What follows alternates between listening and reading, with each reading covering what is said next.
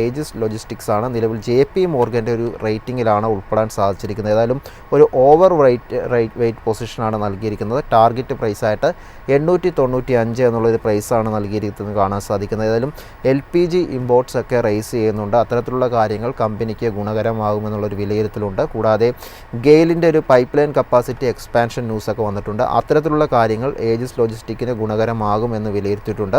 Oil and gas ലോജിസ്റ്റിക്കിൻ്റെ ആ ഒരു മേഖല നോക്കുമ്പോൾ ഇപ്പോഴൊരു അണ്ടർ അപ്രീഷിയേറ്റഡ് ഒരു മേഖലയായിട്ടാണ് നിൽക്കുന്നതെന്നും ഇതിൽ വലിയ രീതിയിലുള്ള മുന്നോട്ടുള്ള ഒരു സാധ്യതയുള്ള മേഖലയാണെന്ന് കൂടി ഏതായാലും JP മോർഗൻ വിലയിരുത്തുന്നുണ്ട്.